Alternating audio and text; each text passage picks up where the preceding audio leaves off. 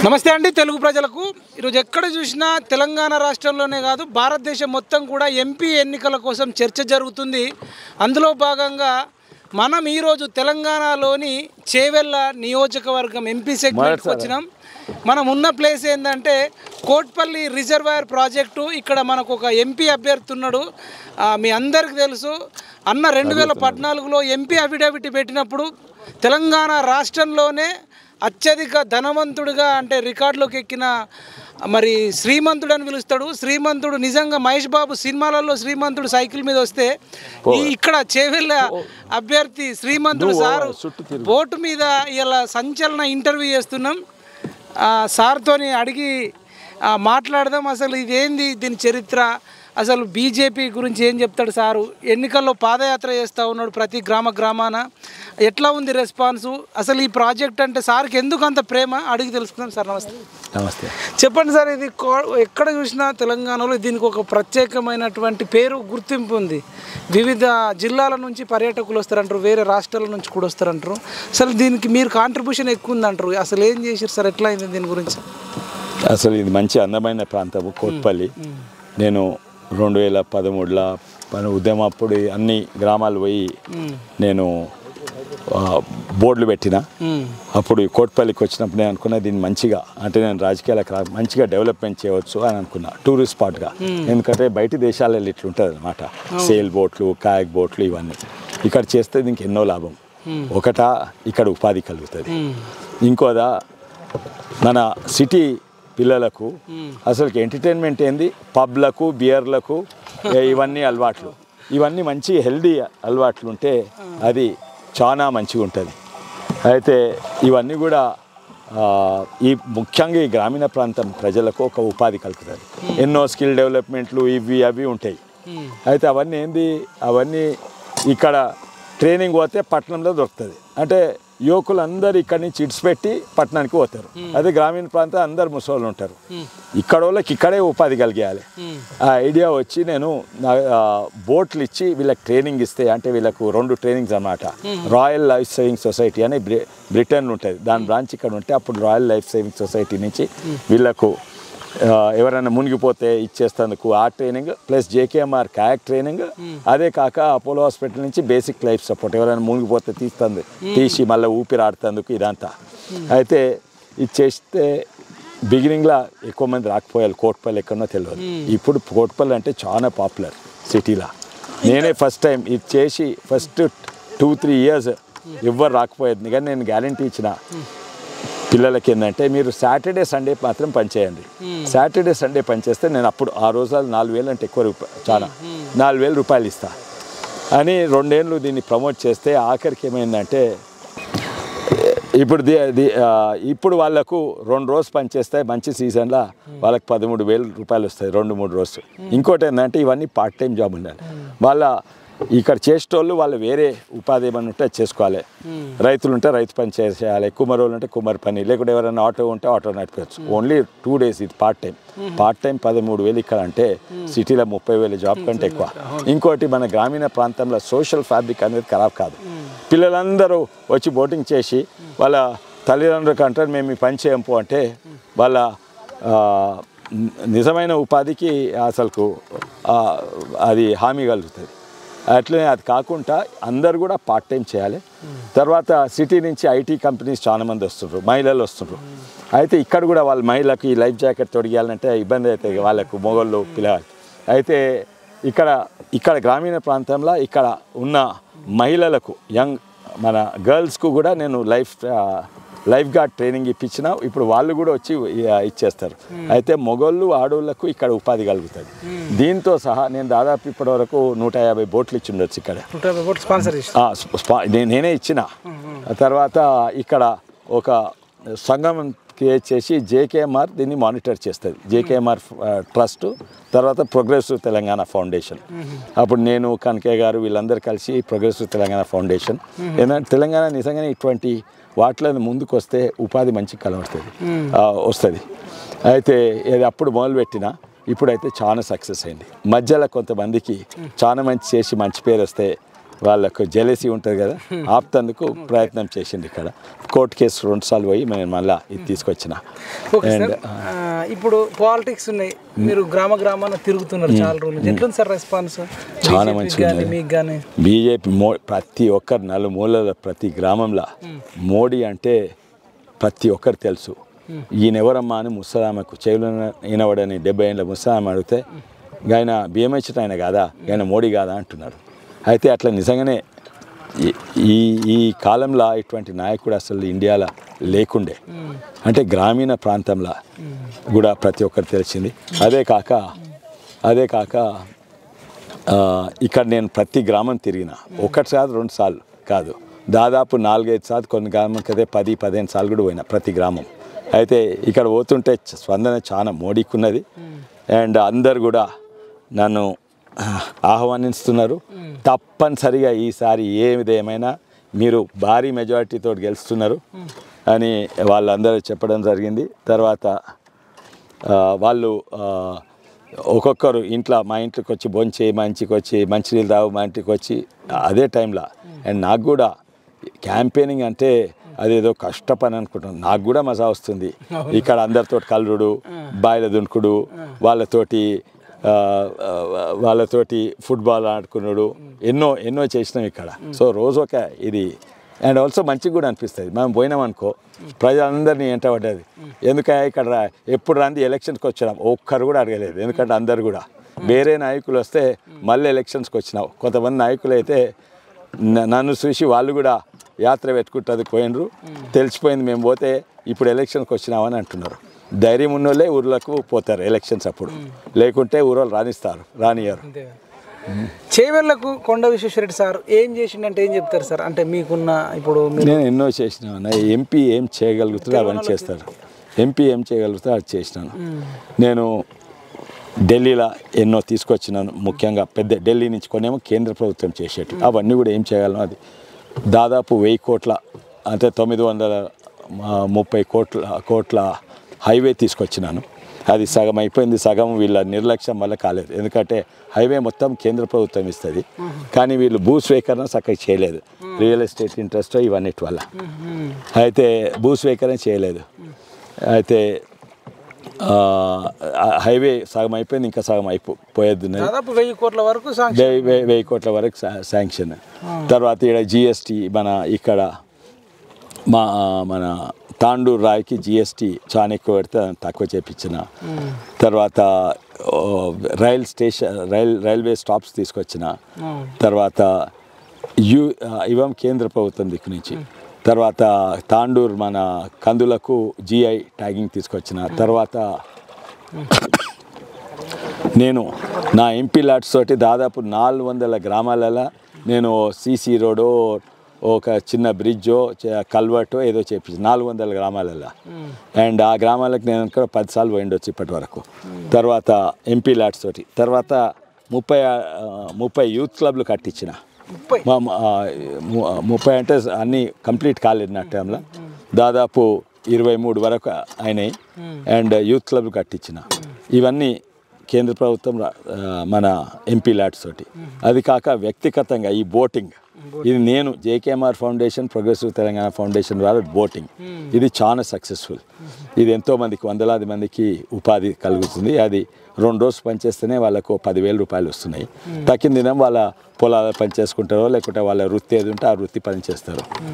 అయితే ఇదే కాక నేను పార్లమెంట్లో ఉన్నప్పుడు నేను వాయిస్ లెజిస్లేటర్ ఫోరం కన్వీనర్ ఉంటుంది, పార్లమెంటేరియన్ గ్రూప్ కన్వీనర్ ఉంటుంది.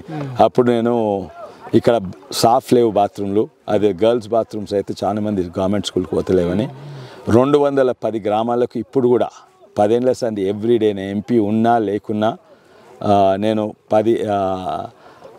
110 గ్రామాలకు పోయి ప్రభుత్వ పాఠశాలకు పోయి ఆ బాత్రూమ్ సాఫ్ చేసి వస్తాను. రోజు నాకు పోతుంది.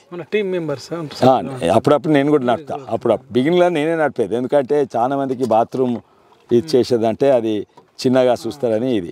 కానీ నేనే కడుగుడు మొదలెడితే అందరూ అందరు కూడా అరే ఎంపీఏ కడుతుంది నాకేంది అని అట్లుండే.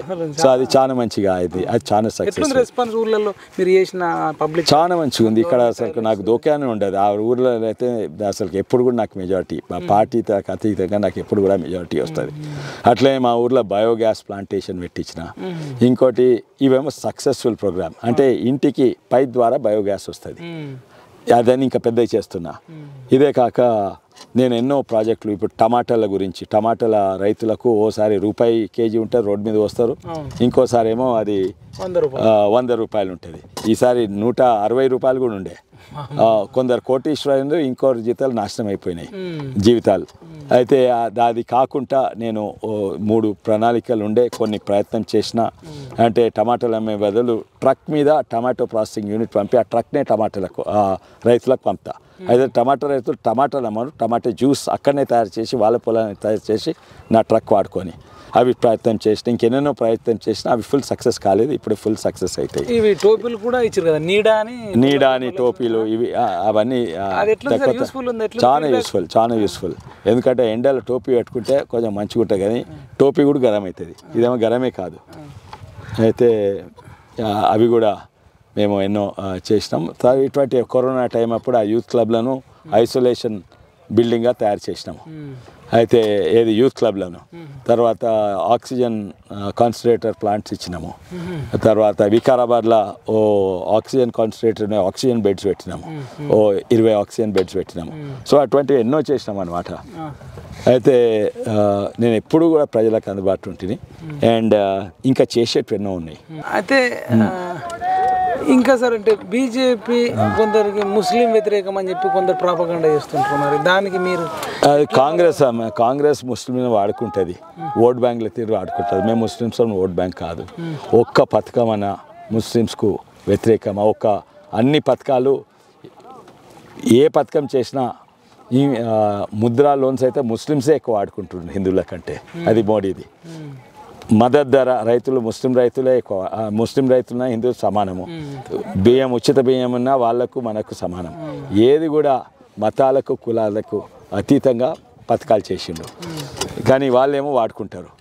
ఇంకా వాళ్ళైతే కన్ఫ్యూజ్డో లేకుంటే కావాలని కన్ఫ్యూజ్ చేస్తుండ్రో ముస్లిమ్స్ అని. కానీ మోడీ అయితే నిజంగానే హిందుత్వ అంటే ఏంది, హిందుస్థాన్ అంటే ఏంది, భారతదేశంలో ఉన్న వాళ్ళందరూ భారతీయులే. మోడీ పనిచేసేది భారతీయుల కొరకు. వాళ్ళు హిందూస్ ఉన్నా, ముస్లిమ్స్ ఉన్నా, క్రిస్టియన్స్ ఉన్నా వాళ్ళకు. కానీ ముస్లిమ్స్ వాళ్ళను మతపరంగా వాళ్ళని విడదీస్తేందుకు కాంగ్రెస్ పార్టీ ప్రయత్నం చేస్తుంది. అందుకే వాళ్ళకి ఏంటంటే ఓన్లీ మైనారిటీ ఓట్స్ ఉంటే మేము గెలుస్తాము, హిందువులు ఎట్లా చీలిపోతారని. మాకు హిందువుల ఓట్లు వస్తాయి, ముస్లింల ఓట్లు కూడా కొన్ని రావాలని ఉన్నాయి. ఉత్తరప్రదేశ్లో అదే అవుతుంది అది వాళ్ళకు. అండ్ కాంగ్రెస్ కన్ఫ్యూజ్, ట్రిపుల్ తలాక్ అనేది అది అన్యాయం ముస్లిం మహిళలకు.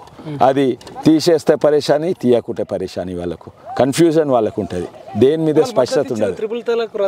వాళ్ళు కొంతమంది మద్దతు ఇవ్వాలని, కొంతమంది మద్దతు ఇవ్వద్దాలి. వాళ్ళ కన్ఫ్యూజన్ ప్రతి దాంట్లో. సిఏ అని ఉన్నాయి కదా, వాళ్ళకి ఇప్పుడు అంటున్నారు ముస్లిమ్స్ వ్యతిరేక. సిఏ తెచ్చింది ఎవరు?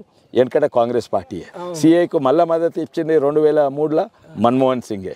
ఇప్పుడు వాళ్ళని బీజేపీ తెచ్చినందుకు వ్యతిరేకత. ఎందుకు అసలు వ్యతిరేకత అంటున్నారు? ఉత్తనే ఎందుకంటే బీజేపీ తెచ్చింది. ఇప్పుడు మంచి పని నేను చేస్తే వ్యతిరేకంగా కాదు సార్. ఇప్పుడు క్రిస్టియన్లను కానీ, సిక్కులను కానీ, బౌద్ధులను కానీ, హిందువులను కానీ ఇప్పుడు మన దేశానికి అవును రమ్మని చెప్పి ఒక ముస్లింలనే వద్దంటారు అనేది తీసుకొస్తారు కదా. కాదే, పాకిస్తాన్ నుంచి కానీ, బంగ్లాదేశ్ నుంచి. అంటే రిలీజియస్ మైనారిటీస్ను మతపరంగా హింసిస్తే ప్రభుత్వం, ముస్లిం ప్రభుత్వం ఉన్నప్పుడు ముస్లిమ్స్ మతపరంగా హింసిస్తుందా? హింసించగలరు. వాళ్ళదేనా మైనారిటీస్ను, అక్కడ ఉన్న మైనారిటీ అని మేమనలేదు. ఇది ఫస్ట్ తెచ్చింది కాంగ్రెస్ ప్రభుత్వం. దీన్ని కూడా కాంగ్రెసే తెచ్చింది. మళ్ళీ దీన్ని ఆమె చేస్తుంటే మళ్ళీ కాంగ్రెసే సపోర్ట్ ఇచ్చింది. కనుక వాళ్ళు అందుకే వీళ్ళు మత రాజకీయాలు ఆడతారు కదా. అందుకే వీళ్ళు ముస్లిం అనే పదం రాయలేదు ఫస్ట్ టైం. ఎందుకంటే ఎట్లా రాసిందంటే, ఎవరైతే ఇండియా నుంచి పాకిస్తాన్ పోయినరో వాళ్ళు మళ్ళీ వస్తే వాళ్ళకు వర్తించదు. అంటే ఎవరన్నట్టు, ఇండియా నుంచి పాకిస్తాన్ పోయిన వాళ్ళు ఎవరు? ముస్లిమ్సే. మళ్ళీ వాళ్ళు వాపస్ రాదలుచుకుంటే వర్తించదు. అంటే మళ్ళీ పోయి వాపస్ రాదలుచుకున్నది ఎవరు? ముస్లిం. ఎవరైనా హిందువులు ఇక్కడి నుంచి పాకిస్తాన్ పోయి మళ్ళీ రాదలుచుకో, హిందువులు ఇక్కడి నుంచి పాకిస్తాన్ పోలేదు. అట్లా వాళ్ళు ముస్లిమ్స్ పేరు వాడుకుంటా గదే చట్టం వాళ్ళే తీసుకొచ్చిండ్రు. దాన్ని కొంచెం సరిదిద్దుతుంటే దాన్ని వ్యతిరేకిస్తుండ్రు. ఓకే సార్, మీ 2000 మన్మోహన్ సింగ్ గారిది 2003లో ఆయన పార్లమెంట్లో ఏం మాట్లాడినారో చూడండి. అయితే మోడీ గారు తీసుకొచ్చి ఈ 10 ఏళ్లలో ఏమి చేసిండు, అసలు మోడీని చూసి ఓటే అని చాలా మంది మీరు బీజేపీ నాయకులు చెప్తున్నారు. అసలు ఈ 10 ఏళ్లలో మోడీ ఏం చేసిండు? పెట్రోల్ ధరలు పెంచిండు, డీజిల్ ధరలు పెంచిండు, గ్యాస్ ధర పెంచారు అని చెప్తున్నారు.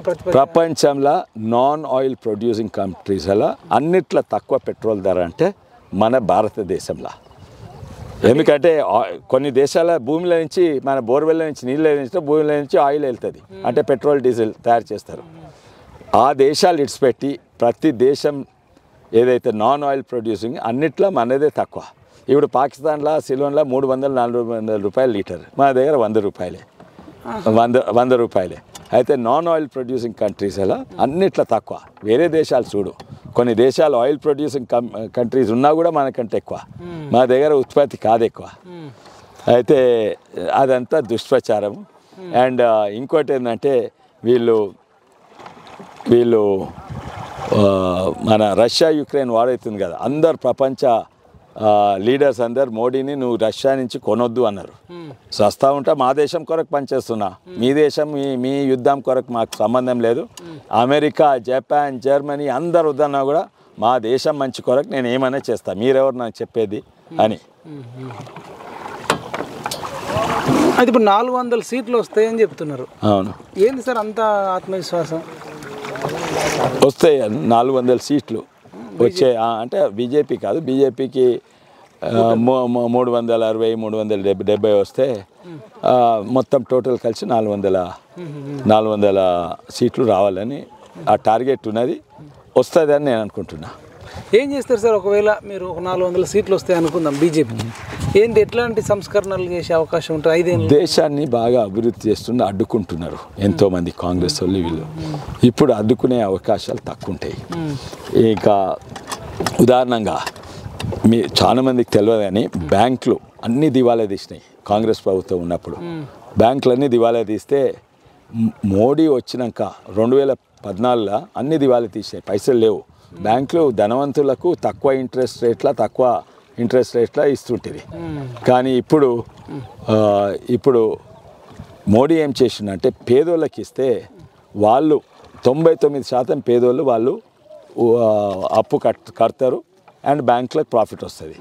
ఇంకోటి మోడీ ఇదేంది భారతీయుల ఇండియా ఫస్ట్ అనే తన సిద్ధాంతము, అది హిందుత్వ లేకుండా జాతీయవాదం అనుకోండి. అయితే ఇండియా లెవెల్ అంటే పైయోళ్ళు ఇండస్ట్రీస్ లేస్తే లేవదు, కిందోళ్ళు లేస్తే కిందోళ్ళు మీది వరకు లేస్తారు.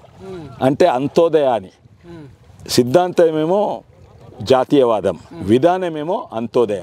అయితే బ్యాంకులను మీద ఇచ్చే బదులు లోన్స్ కింద ఇవ్వాలి. ఓకే, ఇటుకలను పెట్టినాం అనుకో, ఇన్నిటిక మీది ఇటుకని లేస్తే ఓన్లీ మీది ఇటుక, కింది ఇత్తని లేస్తే మీది ఇవన్నీ లేస్తాయి. ఇప్పుడు పెద్ద పెద్ద ఎకానమీస్ అదే అంటున్నారు, నువ్వు పైయోళ్ళని లేపితే దేశానికి లాభం ఉండదు.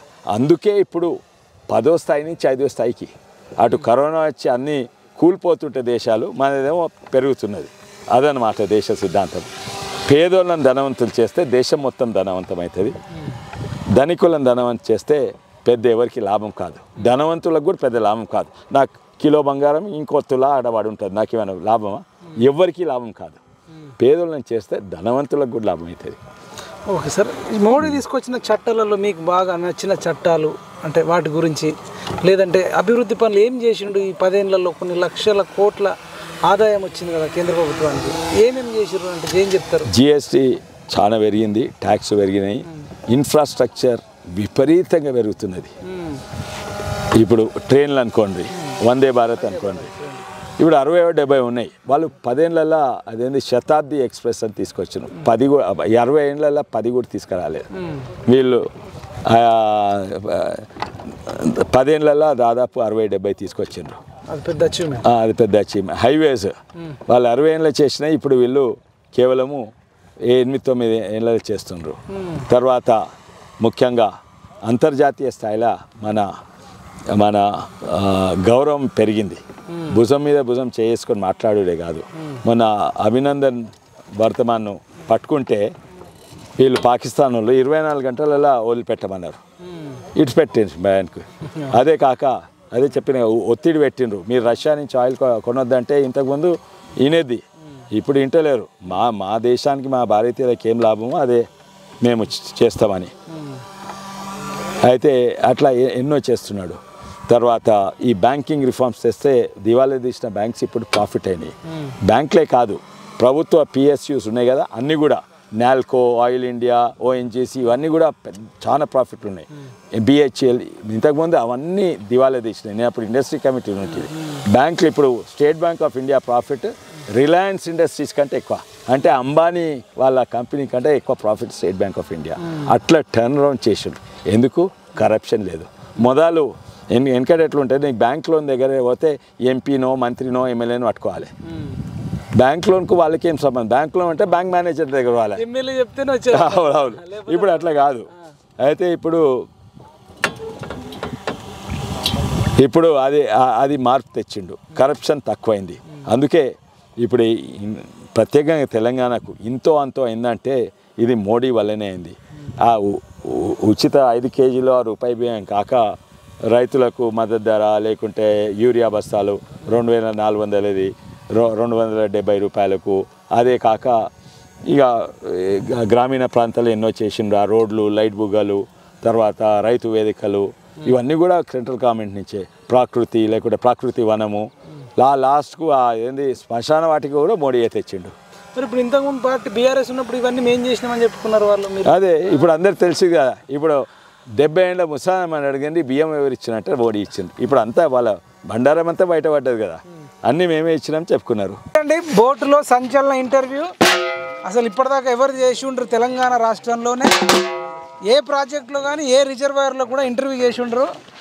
సారే దీన్ని డెవలప్ చేసిండు. ఒక 10 ఏళ్ళ క్రితము ఇక్కడ ఏమీ లేకపోయిండే. ఇవన్నీ బోట్లు కానీ ఇవన్నీ కానీ చేపియడము, ఇదంతా చాలామందికి ఎంప్లాయ్మెంట్ ఇప్పించడం. ఈ ఎన్నికలు ఉన్నాయి, సారు మరి మొత్తం తిరుగుతున్నాడు. ఇది దగ్గరలో ఉందని తన ప్రాజెక్టును చూసుకోవడానికి వచ్చిండు. సార్ దగ్గరికి మేము కూడా ఒకసారి ఎట్లా ఉంది ఎన్నికల పరిస్థితి అని చెప్పేసి వచ్చినాం. ఇప్పటిదాకా అక్కడనే ఇంటర్వ్యూ చేసినాం. ఇంకా 1-2 క్వశ్చన్లు అడగలేదు, ఆ 2 క్వశ్చన్లు కూడా అడుగుదాం. సార్ మీకు ఎట్లా సార్ ఇప్పుడు ఎంత మెజారిటీతో గెలుస్తారన్న మీరు భావిస్తారు? అంటే మీకు తిరుగుతున్నారు, అన్నీ చూస్తున్నారు. 3 లక్షల కంటే ఎక్కువ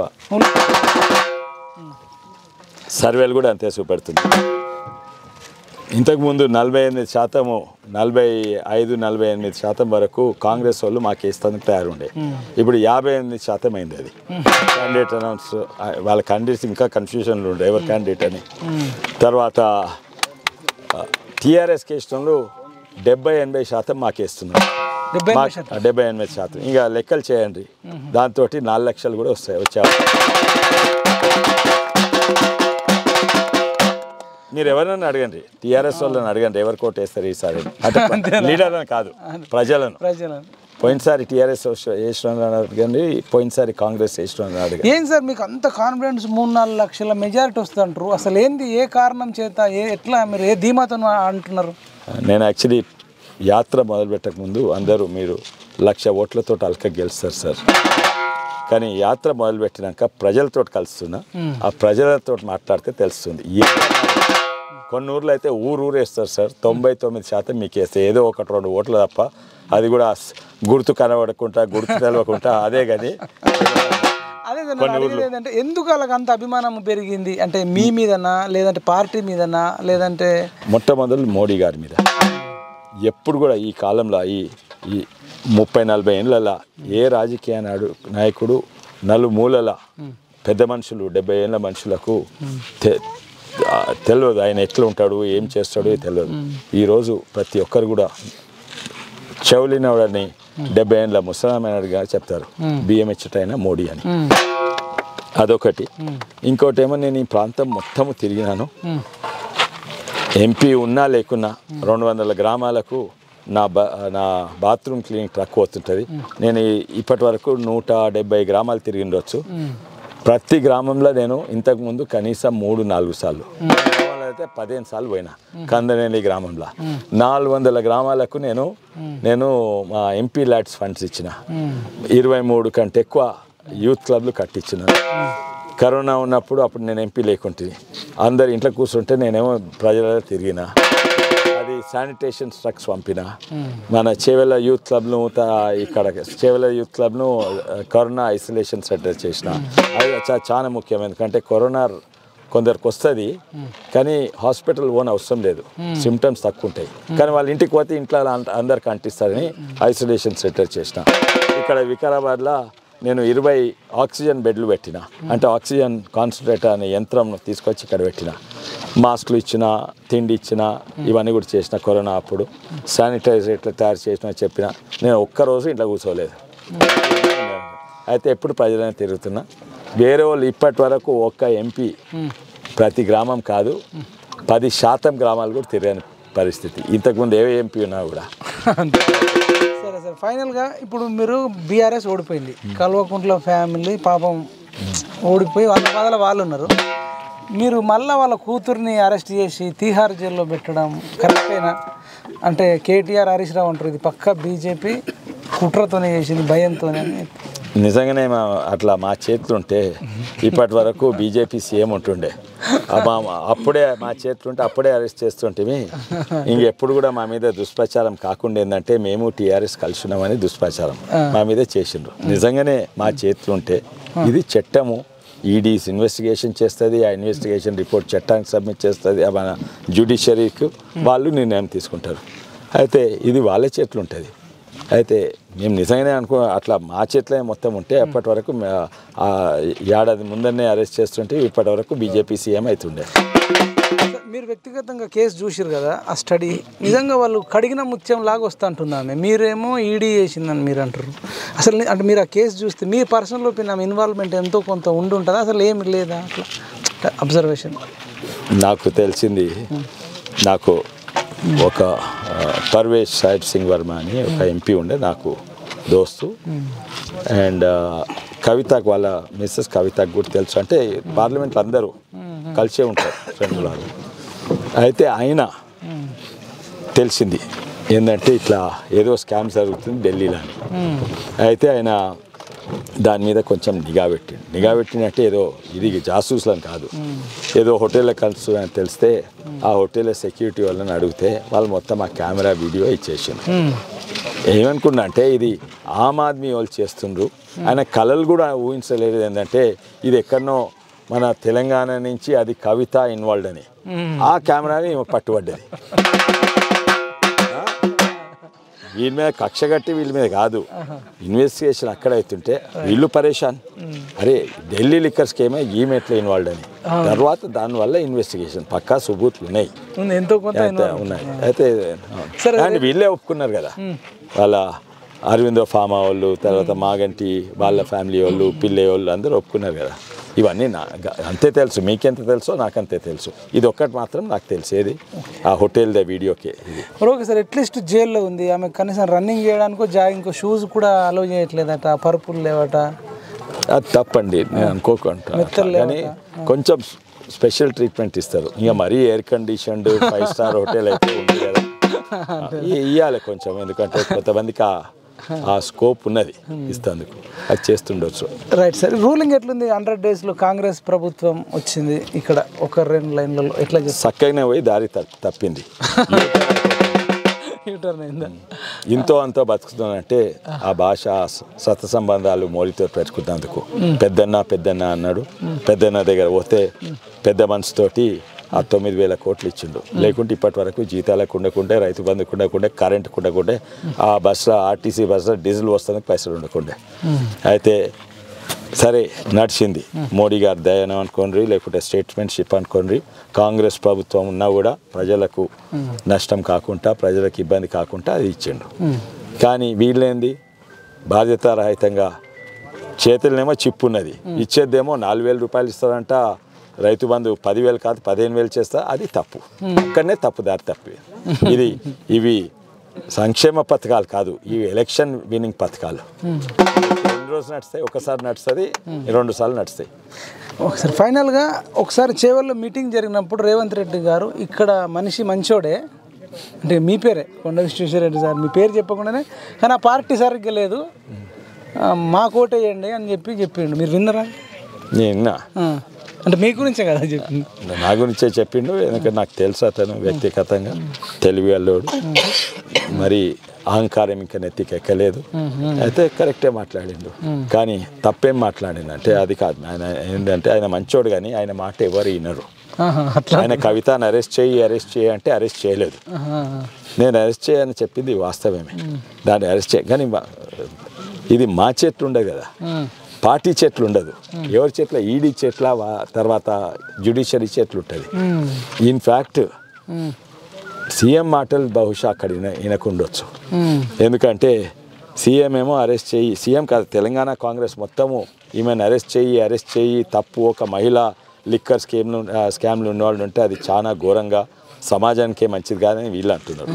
అక్కడ రాహుల్ గాంధీ ఏమో అదే స్కామ్లా ఈమె పైసలు ఇస్తే ఆయన పైసలు తీసుకుండు, నేరం ఒకటా లేకుంటే నేరము అది ఇంకెక్కువ నేరం, పైసలు తీసుకునేట ఆయననేమో ఆయనకు మద్దతు ఇస్తాడంట.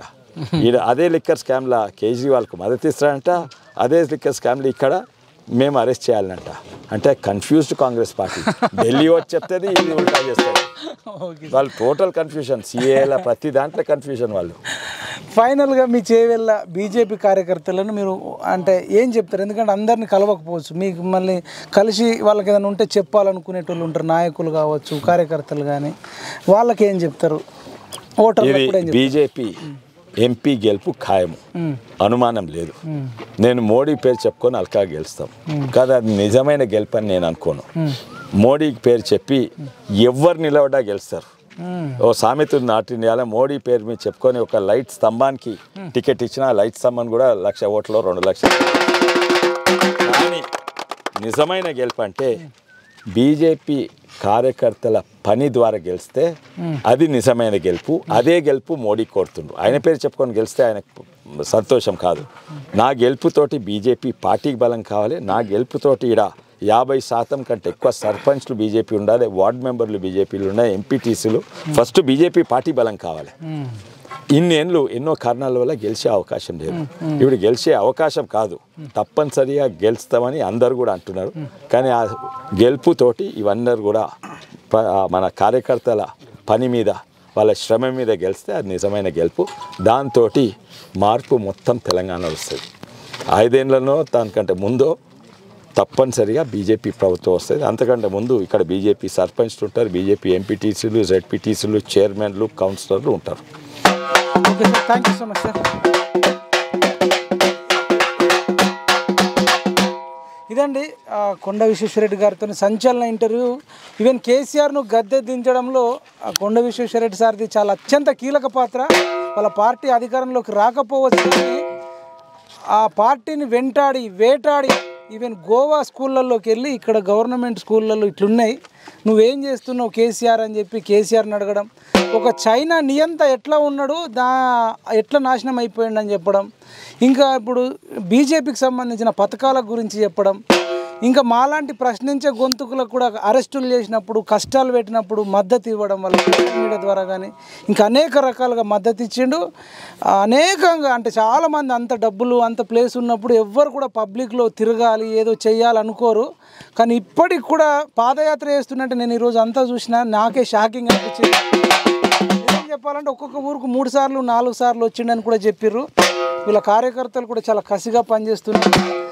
సార్ మాకు ఇంత సమయం ఇచ్చి బోట్లో కూడా సార్ డెవలప్ చేసిన బోట్లో కూడా ఇంటర్వ్యూకి అవకాశం ఇచ్చి ఇంత సమయం ఇచ్చినందుకు సార్కు ధన్యవాదాలు చెప్తూ all the best sir. Thank you sir.